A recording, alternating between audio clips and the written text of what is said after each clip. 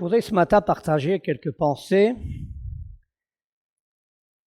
pour nous encourager les uns les autres à continuer la marche avec le Seigneur jusqu'au bout. La Bible dit, celui qui persévérera jusqu'à la fin sera sauvé. La vie chrétienne, vous le savez depuis longtemps que c'est une marche et quelquefois nous avons des croche-pieds par l'ennemi pour nous arrêter dans cette marche. Et les uns les autres, nous connaissons tous ces croche-pieds, ils sont des formes différentes. Et à travers ces formes différentes des croche-pieds de l'ennemi, nous avons ce sentiment d'abandon, de solitude. Et ce qui est merveilleux, c'est que nous avons un Dieu merveilleux. Et ce Dieu, depuis les temps des patriarches, passant par les prophètes jusqu'aux disciples, au moment où il a vu ses enfants chavirer, où ils étaient découragés, ils ont le sentiment de solitude et aussi ce sentiment d'abandon, il est venu leur parler, établir un dialogue pour les encourager, les remettre sur le bon chemin. Alors, il y a des hommes que nous pouvons voir dans la Bible, mais aussi dans l'Église du Seigneur, qui, jour après jour, expérimentent ces encouragements de la part du Seigneur. La différence des faux dieux, c'est que notre Dieu parle. Notre Dieu ne laisse pas ses enfants sans réponse. Ah bon? Oui, nous avons ce Dieu-là. Et bien sûr, il y a tout un tas de mensonges, quelquefois inconsciemment qu'on admet dans notre cœur, soufflés par l'ennemi, que par exemple Dieu n'est pas le Tout-Puissant. Et la Bible dit que Dieu est omnipotent, qu'il est omniprésent, qu'il est omniscient. Et les hommes, à travers l'histoire des croyants aussi de l'Église, ont découvert que ça, c'était vrai. Que Dieu est l'omnipotent, c'est-à-dire le tout-puissant. Et le tout, il faudrait y développer, mais ça veut dire ce que ça veut dire. On ne peut pas minimiser une seule virgule, enlever la toute-puissance de notre Dieu. L'omniprésent, Dieu présent en tout lieu et en même temps. Ah, c'est pas possible. Ah si, la Bible le dit. Omniscient, il sait tout. Tout de qui? De nous. Tout. Et c'est ce que nous allons voir dans quelques passages de l'Écriture, parce que l'Écriture en est remplie de cette révélation à des hommes et à des femmes, de cette puissance de Dieu, de cette présence de Dieu et de cette connaissance de Dieu. Les hommes qui ont approché Dieu de près, même des hommes qu'on entend parler encore, qui ont marqué l'histoire de France et du monde quelquefois, et je pense par exemple à Alexander Fleming qui a découvert la pénicilline. Cet homme qui avait rencontré le Seigneur, tout le monde croyait qu'à la fin de sa vie, il allait se vanter de ce qu'il avait découvert, ce qui était extraordinaire. Et aujourd'hui, il y a des hommes et des femmes qui sont sauvés dans leur corps par ce médicament et on continue à sauver des hommes, des femmes, des enfants. Et cet homme, il avait côtoyé à la fin de sa vie pas mal de personnes qui perdaient la mémoire. Et bien sûr, ça l'inquiétait quand même parce que c'est une chose qu'on n'aime pas et qu'on n'envisage pas, c'est de perdre la mémoire et c'est quelque chose qu'on appréhende. Et cet homme disait, en faisant une prière à Dieu, « Seigneur, si je dois perdre la mémoire, fais-moi grâce, que une chose reste, que je suis un grand pécheur et que tu es un grand sauveur. » Voilà ce que cet homme demandait à Dieu de garder dans sa mémoire. Il aurait pu dire à la fin de sa vie, j'étais un super-homme, j'ai fait ceci, j'ai fait cela, ce qui aurait été même accepté. Mais les hommes se sont chargés de le dire à sa place. Mais c'est pour vous dire que quand on côtoie Dieu dans toute sa puissance, on ne peut pas se vanter de quoi que ce soit. En plus, nous savons que les hommes qui ont pu servir à secourir les hommes et les femmes que Dieu a créés sont des hommes qui ont compris que cette intelligence venait de Dieu, que ce savoir-faire venait de Dieu. Donc, ils ont ramené tout pour rendre gloire à Dieu. Et ça, ce sont des choses que les hommes ont du mal dans ce monde à abandonner pour s'humilier et se mettre sur la présence de Dieu. J'ai envie de citer quelques hommes aussi qui ont découvert le Seigneur et qui ont pu aussi dire des choses pour que on ne les vante pas de ce qu'ils ont été, mais que nous rendions gloire à Dieu de ce qu'ils ont aussi compris, que la Bible est le grand trésor pour notre société. Et Victor Hugo, écrivain et homme politique, a dit ceci: « Il n'y a qu'un livre que contient toute la sagesse humaine, éclairé par toute la sagesse divine, un livre que la vénération des peuples appelle le livre, la Bible. » Vous voyez, on ne savait pas que ces hommes avaient trouvé le Seigneur et qu'ils avaient aussi ce trésor, qu'ils appréciaient plus que tout ce qu'ils ont pu vivre. Jean Jaurès, homme politique, fondateur du Journal de l'Humanité, imaginez-vous bien. La Bible fait bondir les têtes et les cœurs des hommes, tressaillir les collines. C'est le livre des sursauts, des images grandioses et tragiques, des grandes revendications sociales, des prophéties annonçant l'égalité fraternelle des hommes, amenant la disparition de la guerre entre les peuples, l'apaisement des nations irritées et de la nature humaine elle-même, la réconciliation du lion et de l'agneau, pesant au même pâturage, le désarmement des loups apaisés. Et à la fin de sa vie, dit-il, un ami Salomon, je relis lentement la Bible et je me laisse imprégner par son message de paix. Emmanuel Kant, philosophe, dit la Bible, mise à la portée de tous, est le plus grand bienfait qu'ait pu connaître la race humaine. Toute atteinte contre elle est un crime contre l'humanité. C'est fort ce qu'ils ont dit. Hein. Jean-Jacques Rousseau a dit, écrivain, « La majesté des Écritures m'étonne, sa sainteté parle à mon cœur. Voyez les livres et les philosophes avec toute leur pompe, qu'ils sont petits à côté de celui-là. » Faites bien. Ernest Renan, écrivain, la Bible, c'est le grand livre consolateur de l'humanité. Et pour terminer, Johann Goethe, ou Goethe, je ne sais pas trop, écrivain, que le monde progresse tant qu'il veut, que toutes les branches des connaissances humaines se développent au plus haut degré, rien ne remplace la Bible, base de toute éducation. Formidable. Vous voyez, c'est pour dire que tous les hommes qui approchent Dieu, qui se rendent compte, sont comme Ésaïe, malheur à moi, dont mes lèvres sont impures et j'ai vu Dieu. C'est Dieu nous humilie pour nous relever. C'est la méthode que notre Seigneur a toujours utilisée. Alors, ce sentiment, avec un grand Dieu comme cela, de solitude, d'abandon, vient quelquefois assombrir notre ciel bleu. Et si vous en êtes exempt, tant mieux. Mais j'ai dû aussi connaître des temps où je croyais être abandonné, des temps où je croyais être seul. Et à travers l'Écriture, Dieu se révèle et Dieu nous montre que jamais nous sommes seuls. Il a établi un dialogue, nous allons voir quelques conversations que Dieu a eues avec des prophètes, on va dire, et avec le psalmiste en particulier aussi, comment Dieu a pu les ramener à la raison d'une façon tellement harmonieuse.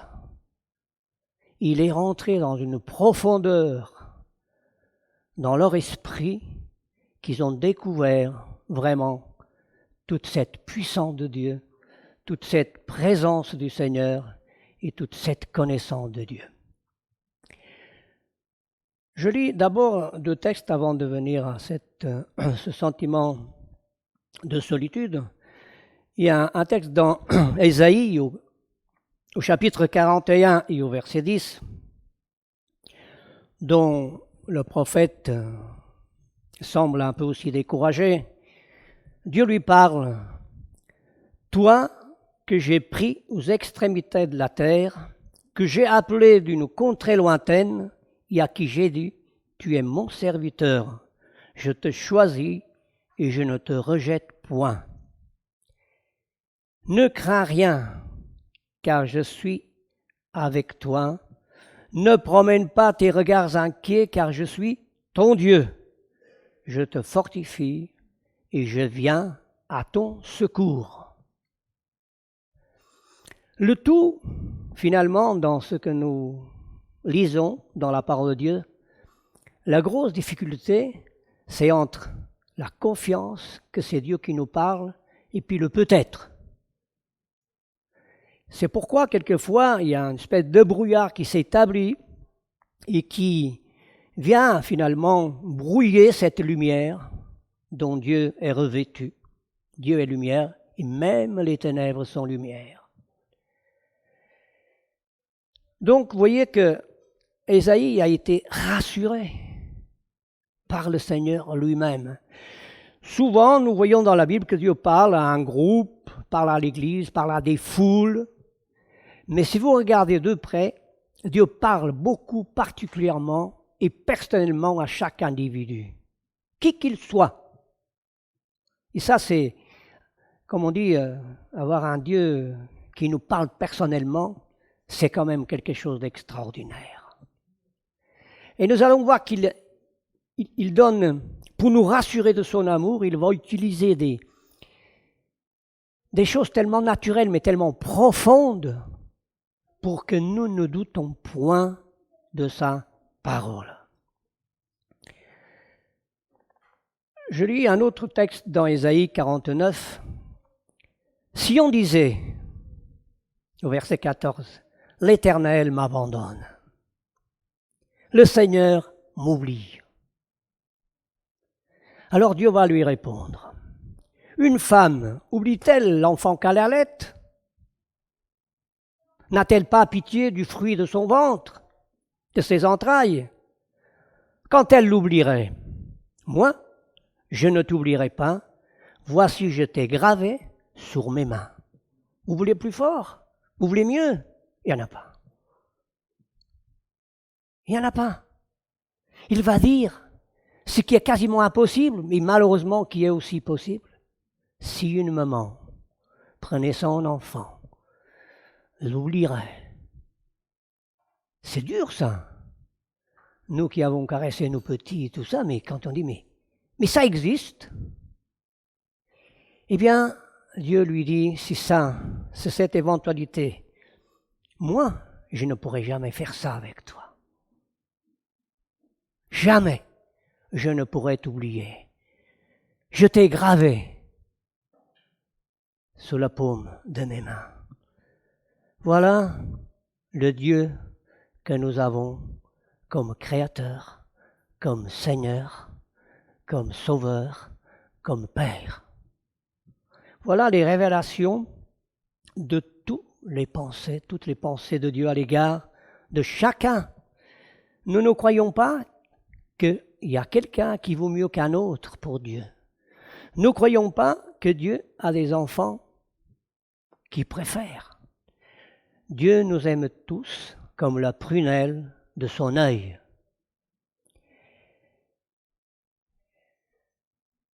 Alors, pour partager un peu mieux et davantage ce sentiment de solitude, c'est quand même, aujourd'hui, on est dans un siècle où, avec les réseaux sociaux, on connaît des jeunes, malheureusement, qui nous disent, on a des milliers d'amis, mais que sous les réseaux. Ils n'ont pas un chat autrement. C'est terrible. Et Johnny Hallyday, avant qu'il meure, quelques années auparavant, je l'avais entendu, il donnait une interview court, mais il disait « Je compte mes amis sur la palme de mes mains ». Donc il a montré 5. Il a dit « J'ai des millions de fans, mais j'ai pas d'amis ». C'est un homme qui se sentait seul. Et souvent, les apparences sont trompeuses. Et aujourd'hui, malgré qu'on a beaucoup de moyens de communication, il y a beaucoup de gens qui se sentent seuls. Beaucoup de personnes qui ont ce sentiment de solitude, que personne ne les aime, que personne ne s'intéresse à elles. Et alors, quand nous avons ce sentiment, nous chrétiens, mais qui connaissons le Seigneur, nous avons un refuge et nous retrouvons dans le Seigneur le véritable ami qui nous comble. Et cela n'exclut pas après que nous ayons beaucoup d'amis. Moi, je viens du Seigneur, j'ai beaucoup d'amis, mais mon ami par excellence, c'est le Seigneur, à qui je peux tout dire, à qui je peux tout confier, de qui je peux tout attendre. Et ça, c'est des certitudes, ce n'est pas des doctrines théoriques, ce sont des réalités. C'est pourquoi, frères et sœurs, ce trésor, vous savez, il y a plusieurs façons d'estimer un trésor. Il y a des personnes qui mettent ça dans un tiroir et puis qui pensent que j'ai un trésor et dans le tiroir. D'autres qui souvent vont le voir et ils regardent et puis ils se servent de ce trésor. Et je crains toujours que ce trésor par excellence, qui est la parole de Dieu, soit quelquefois un peu, je ne dis pas banalisé, mais sous-estimé. C'est le plus grand trésor que le chrétien peut posséder, c'est la parole de Dieu. Et ça, faudra que nous en soyons tous les jours convaincus. Parce que dans cette parole, nous avons des réponses à nos besoins. C'est pas automatique. Dieu nous parle, Dieu répond. Et nous le savons tous que Dieu répond. Pas comme nous, quelquefois, nous avons calculé, tiens, Dieu va me dire ça, va me faire ci, va me faire cela. C'est la méthode du Seigneur qui est la meilleure. Même quand le Seigneur dit non à quelqu'un, et souvent, combien de fois il m'a dit non, c'est une bonne réponse. C'est la meilleure pour ma vie. Et quand il nous dit oui, c'est aussi, bien sûr, ça nous fait davantage plaisir. Mais avec le recul du temps, des fois, je me mets à penser tout par où je suis passé, toutes les difficultés, tout, et comment j'ai vu et pu voir la main de Dieu. Et aussi toutes les fois où j'ai eu l'impression de ne pas avoir été secouru, ce sentiment, vous savez, quelqu'un a dit, le senti ment toujours. Donc on dit sentiment toujours. Et le sentiment, souvent, nous trompe. On dit, j'ai le sentiment que c'est comme ça. Les fois de dire le sentiment ment toujours, c'est vrai. Pas toujours. Alors, bien aimé, c'est que nous avons un Dieu près de nous. Et ça, c'est très important. Parce que des dieux lointains, le monde en est plein. Et les hommes en souffrent, bien entendu. Moi, j'étais chrétien j'étais croyant depuis tout petit, puisqu'on avait notre croyance.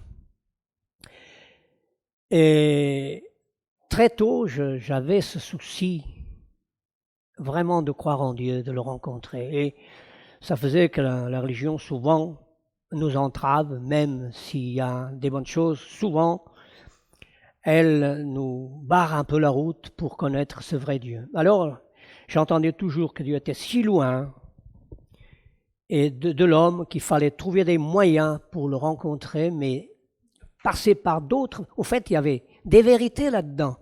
Mais sauf qu'elles n'étaient pas révélées non seulement à ceux qui nous enseignaient, mais à nous aussi. C'est-à-dire que, au fait, il fallait passer par un saint, il fallait passer par une sainte, on ne pouvait pas parler à Dieu directement. On ne pouvait pas approcher Dieu directement. Et c'est toujours vrai, puisque Jésus a dit « Nul ne vient au Père que par moi ». Si vous voulez, toutes ces théories, il y avait un côté de vrai, qu'on ne pouvait pas approcher Dieu banalement comme cela.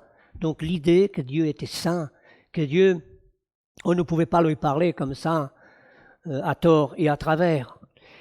Mais je souffrais de ça, de savoir qu'on ne pouvait pas approcher Dieu. On ne pouvait pas lui parler directement. Il y en avait beaucoup de respect pour Dieu, puisque nous, le symbole, le signe de respect, c'était qu'on vous voyait Dieu. Et moi, je reconnais que j'ai eu beaucoup de mal quand j'ai rencontré le Seigneur à le tutoyer. Et j'ai encore du mal. Ça me paraît un petit peu, alors qu'on dit que c'est comme ça. Mais moi, j'ai du mal parce que quand je considère tout ce que Dieu est dans sa grandeur, dans sa puissance et tout, dire tu. Quelquefois, ça me posait problème, mais je me suis bien habitué, rassurez-vous. Mais c'était notre culture, on vous voyait tout le monde, on vous voyait la maman, on vous voyait le papa, on vous voyait les oncles, les tantes, tout ce qui représentait une autorité quelconque, on vous voyait les personnes. Donc c'est aussi une raison pour laquelle nous avons eu beaucoup de mal quand nous sommes approchés du Seigneur et dans nos vies. Tutoyer Dieu, ça devenait vraiment un problème. Après, il y a eu aussi cette difficulté d'approcher Dieu, de lui parler tout simplement. Et après que je me suis converti aussi, j'ai fait attention parce que j'ai vu qu'on disait beaucoup de choses au Seigneur. Ça me gênait parce qu'on traitait Dieu un peu comme un copain, comme un ami, et comme un copain. Et ça me gênait aussi ce côté-là. Vous voyez, je pense que nos dialogues, nos prières avec le Seigneur doivent être accompagnés de beaucoup de respect, de beaucoup de crainte. Nous parlons à quelqu'un, attention, et nous devons toujours, bien sûr, pas être dans la crainte ni dans la peur de parler à Dieu, mais avec beaucoup de respect, avec beaucoup de crainte aussi, parce que nous parlons à celui qui est à l'origine de tout ce qui respire. Et ça, c'est une chose aussi que j'ai dû apprendre, qu'on ne pouvait pas parler à Dieu comme ça. Il y en a qui le font, et je juge personne, mais moi, personnellement, je vous appelle à toujours être très respectueux du Seigneur, à lui demander vraiment des choses qui sont dans sa volonté, dans son cœur pour nous. C'est aussi une façon de se conduire envers notre Dieu. Je veux lire quelques versets du psaume 139 pour voir que David, le psalmiste, il a eu vraiment une révélation, vraiment de ce que nous avons vu tout à l'heure, de ce Dieu omnipotent, omniprésent et omniscient. Et il va tellement être émerveillé qu'il est là, les bras qui lui tombent. C'est un psaume extraordinaire, ce psaume 139, qui montre vraiment que David a compris qu'il ne pouvait plus se dire « je suis seul ». Celui en qui je crois, c'est tout, tout, tout. Mais quand nous allons voir quelques versets, mais c'est vraiment incroyable que Dieu puisse s'abaisser jusqu'à là. Vous prenez par exemple le premier verset. « Seigneur, tu me sondes et tu me connais. Tu sais quand je m'assieds et quand je me lève. » Mais franchement, Dieu qui se soucie de vous dire, je sais quand tu t'assieds, quand tu t'assois, quand tu te lèves. Je ne sais pas ce que ça vous fait, mais c'est vraiment un Dieu de proximité. Il s'intéresse aux gestes les plus banals de nos vies, les plus naturels. Il continue en disant, tu pénètres de loin ma pensée, tu sais quand je marche et quand je me couche. Alors évidemment, le psalmiste, il est ébahi par cette révélation.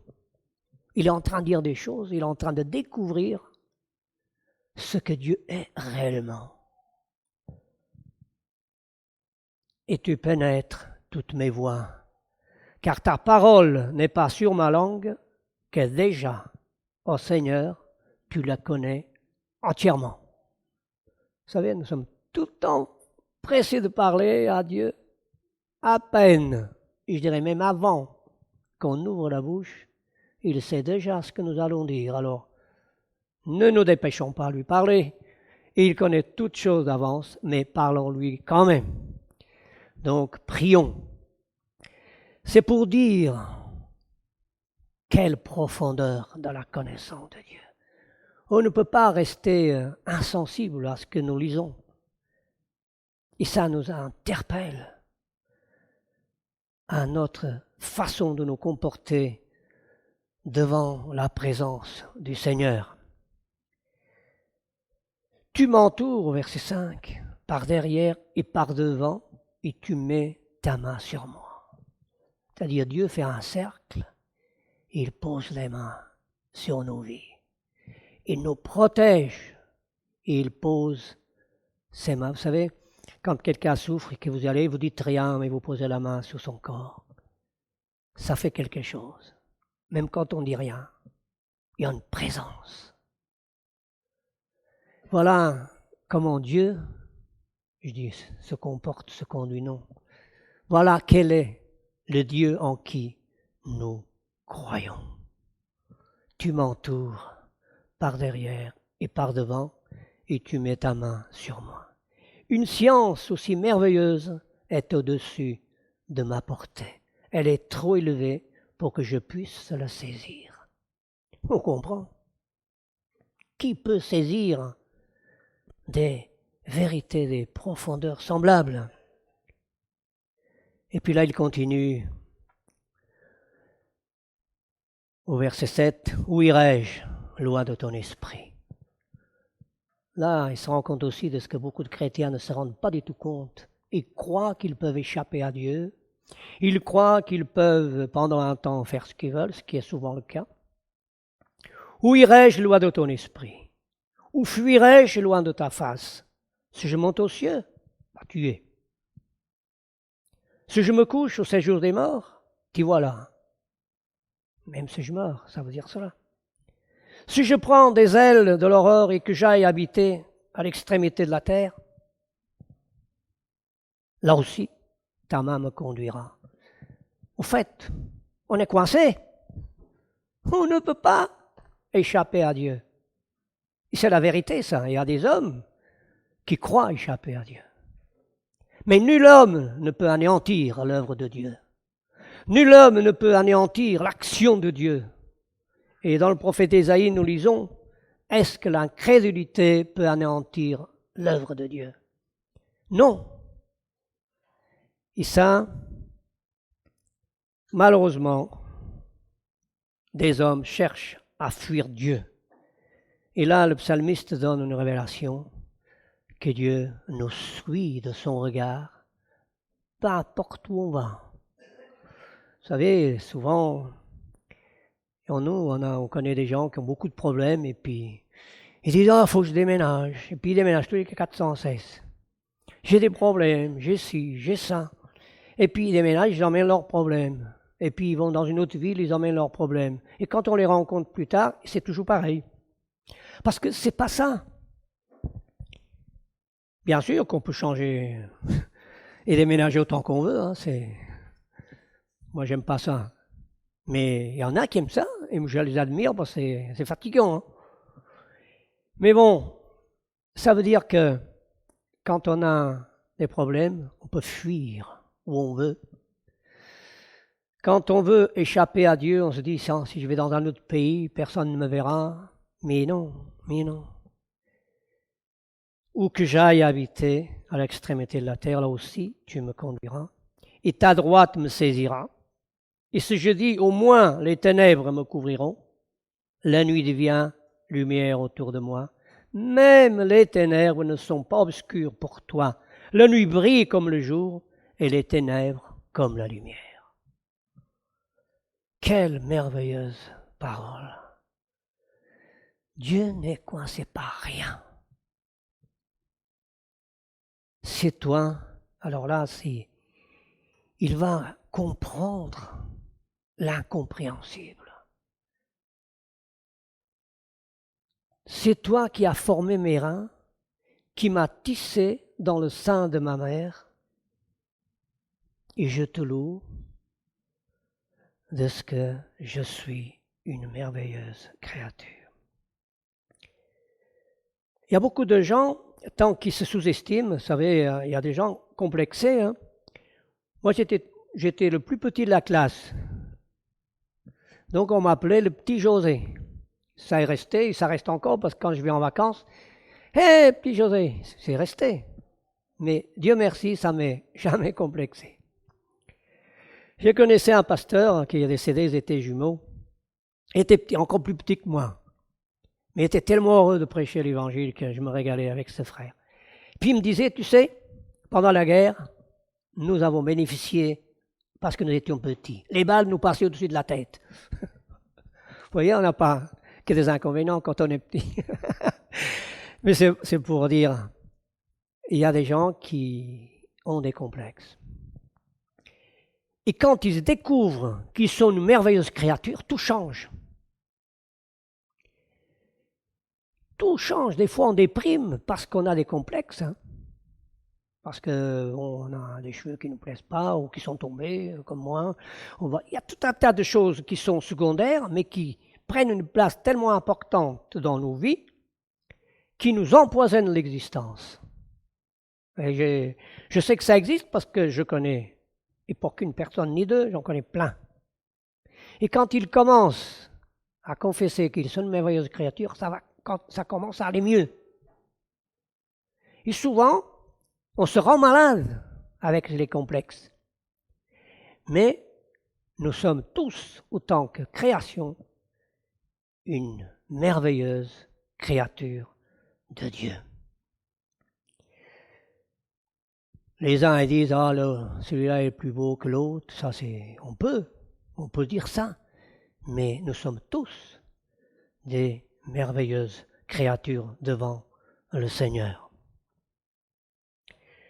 Tes œuvres sont admirables et mon âme le reconnaît bien. Mon corps n'était point caché devant toi. Lorsque j'étais fait dans un lieu secret, tissé dans les profondeurs de la terre, quand je n'étais qu'une masse informe, tes yeux me voyaient. Alors là, il découvre une chose. Dieu a voulu, dans sa grâce, se révéler à David de cette façon-là. Parce qu'avant, vous savez, nous, Marc nous disait souvent, on parlait de l'anniversaire de Philippe, de Raphaël, et puis et j'étais où? Notre réponse, parce qu'on connaissait ce psaume, t'étais dans les pensées de Dieu. Et c'est vrai. Et voilà, David a eu cette révélation que Dieu le connaissait même avant qu'il ne soit né. C'est extraordinaire ça. Quand je n'étais qu'une masse informe, tes yeux me voyaient. Et attention, sur ton livre étaient inscrits les jours qui m'étaient destinés avant qu'aucun d'eux n'existât.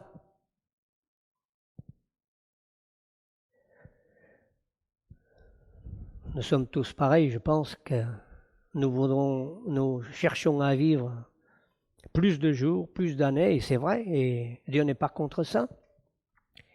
Mais au fait, les jours que nous allons vivre, le Seigneur le sait déjà. Le problème, c'est que nous ne le savons pas. Vous voyez, il y a déjà une grande différence qui est énorme. Cette différence qui nous sépare de Dieu et les hommes, c'est que nous, Dieu a voulu que les hommes ne sachent pas le jour de leur départ, parce qu'ils vivraient très mal. Ils vivent déjà pas très bien, mais alors là, ça serait le comble. Donc Dieu a voulu que les choses cachées lui appartiennent et celle qu'il a révélée soit aux hommes. Sur ton livre étaient tous inscrits les jours qui m'étaient destinés avant qu'aucun d'eux n'existe. Ça aussi, ça nous aide à vivre dans l'apaisement. Ça nous aide aussi à vivre dans la paix. Ça nous aide à savoir que pour Dieu, c'est pas tellement, moi je voudrais vivre longtemps, je vous le dis. Ah non, j'en sais rien. J'ai déjà vécu pas mal. C'est déjà une grâce de Dieu. Mais je sais pas. Mais pour Dieu, finalement, quand on se met face à la lumière de sa parole, c'est quoi vivre? Je te disais un témoignage, on méditait avant-hier avec Armina le matin, on médite toujours ensemble quelques passages de l'Écriture. Et puis il y avait un homme qui posait une question à une personne âgée. Il dit, quel âge avez-vous? Et cet homme a dit, j'ai 3 ans. Alors qu'il en avait, je crois, 80 ou tout comme ça. Ah bon? Vous avez 3 ans? Oui. J'ai 3 ans parce que j'ai rencontré Jésus il y a 3 ans. Et tout ce que j'ai vécu avant, c'était du perdu. Vous voyez? Après, il y en a, bon, je me suis amusé. Moi, j'ai entendu des personnes, et c'est vrai, je les ai connues aussi, j'étais voisin longtemps. Ah, moi, j'ai bien vécu, ce qui est vrai. Il ne faut pas dire le contraire non plus. J'ai bien vécu, bon, ils étaient atteints de maladies graves, donc ils allaient mourir, et on discutait de ça et tout. Oh, je m'en fous maintenant, j'ai bien vécu, je meurs tranquille. Oui, mais qu'est-ce que bien vivre finalement? C'est aussi une grande question qui se pose. Eh bien, cet homme a considéré que tout ce qu'il a vécu avant sans le Seigneur, c'était du temps perdu. C'est une partie vraie, parce que pour Dieu, ce qui compte, c'est pas tellement une longue vie, c'est même si ça a l'importance, si nous vivons le temps qu'il veut que nous vivions, mais c'est dont nos années sont remplies. S'ils sont remplis de Dieu, s'ils sont remplis de la personne du Seigneur Jésus, alors là, nous vivons, nous respirons à plein poumon. Et bien sûr, la vie, tout le monde la définit comme il le pense. Et les uns et les autres, tout le monde a raison. C'est pas là-dessus qu'on faut se débattre. Mais franchement, pour nous chrétiens, nos années doivent être remplies de la présence, de la vie de Dieu. Et c'est ça qui est important. Et c'est ça que Dieu révèle à David dans ce psaume. Que tes pensées, ô Dieu, me semblent impénétrables et que le nombre en est grand. Si je les compte, ils sont plus nombreuses que les grains de sable. Je m'éveille et je suis encore avec toi. Voilà quelques pensées d'encouragement pour vous dire, frères et sœurs, personne, aucun chrétien n'est seul. Ce sentiment peut nous atteindre, et c'est vrai, il nous atteint. Mais Dieu établit un dialogue avec nous. Dieu nous donne des paroles et des promesses. Dieu nous interpelle à nous relever parce qu'il est là et il est celui qui veut vraiment nous remettre, comme d'abord dit ce psaume plus loin, regarde si je suis sur une mauvaise voie et conduis-moi dans la vie, dans le chemin de l'éternité. Frères et sœurs, il ne faut pas être culpabilisé parce qu'on s'est senti seul. Il ne faut pas se sentir culpabilisé parce qu'on n'a pas fait confiance à Dieu en traversant une difficulté qui a été assez coriace, comme on dit. Il faut toujours rester dans cette perspective que Dieu voit tout, il connaît tout, il sait tout ce qui est en train de se passer. Et dans la difficulté, il est difficile de gérer et même de gérer l'action de Dieu, parce que nous sommes trop pris, autant qu'hommes, autant qu'humains, par ces catastrophes qui nous envahissent le cœur, l'âme, je dirais, et même la tête.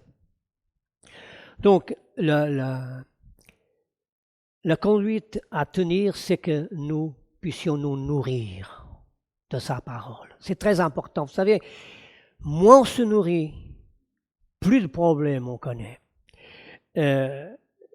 il y a un passage dans la Bible, dans les Actes des Apôtres, où l'apôtre Paul demande qu'on ne fasse pas ce voyage à Rome, parce que ça allait être mauvais, ça allait secouer.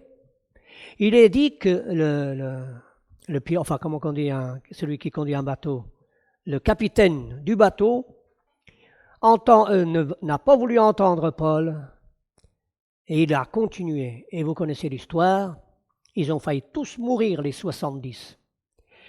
Et un ange est apparu à Paul. Il lui a dit, aucun de vous ne périra. Et Paul, dans la nuit, se leva lorsque les vents ont soufflé, que le bateau se soulevait et que tout le monde était en train de périr. Paul, il a rassemblé tout le monde, il leur a dit, un ange m'est apparu, il m'a dit, nul ne périra, mais prenez de la nourriture, prenez des forces, parce que c'était le temps du jeûne pendant cette traversée. Non seulement les difficultés étaient énormes, en plus ils ne mangeaient pas, je ne vous dis pas l'état de toutes ces personnes-là. Et grâce, oui, à l'amour de Dieu, voyez, ils ont désobéi, mais dans sa grâce, Dieu est intervenu. Et ces 70 personnes ont tous été sauvées. Et si vous relisez le chapitre, vous voyez que même ceux qui ne savaient pas nager, on a trouvé moyen de les mettre sur des planches pour traverser et pour aller de l'autre côté. Quelqu'un qui se nourrit de la parole de Dieu, même s'il a dit non, il sera béni parce qu'il va se nourrir.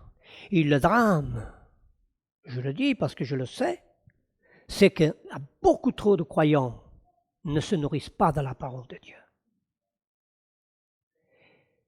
Et face à l'adversité, ils ne savent pas y parvenir à faire face, à barrer la route à l'ennemi. Et plus ça va, nous connaissons tous le processus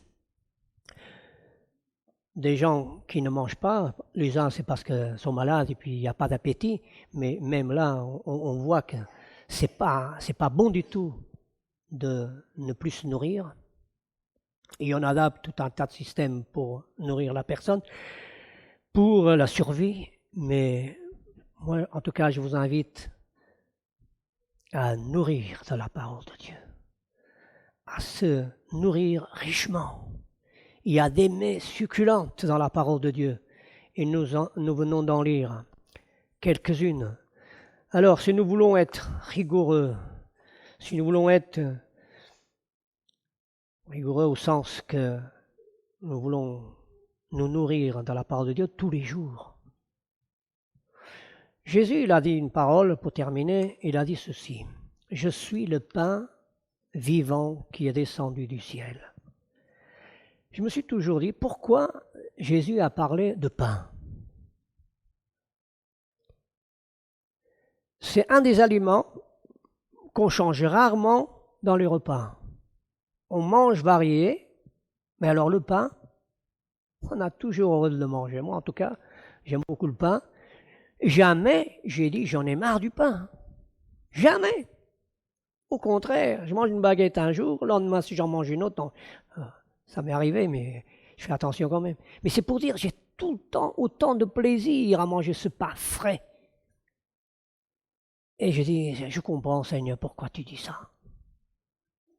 Bon, moi j'ai compris comme ça, vous pouvez comprendre autrement, hein, pourvu que ça vous fasse du bien et que ça nous encourage. Amen. Seigneur, nous te louons, nous te bénissons pour ta parole qui nous relève, qui nous nourrit. Seigneur, qui nous donne des forces de continuer la route avec toi jusqu'au bout, parce que nous désirons, Seigneur, aller jusqu'au bout avec toi. Nous te disons merci d'être ce Dieu de proximité avec les uns les autres, Seigneur. Et ce matin, nous nous remettons encore sous ta garde, sous ta protection, à l'abri dans ton amour, Seigneur, et que nous nous laissions bénir par toi. Que nous nous ouvrions, Seigneur, comme les fleurs au soleil, et qu'ainsi nos vies soient épanouies en présence de notre Seigneur Jésus. Que la grâce, la bénédiction de Dieu soit sur chacun de nous en ce jour. Amen.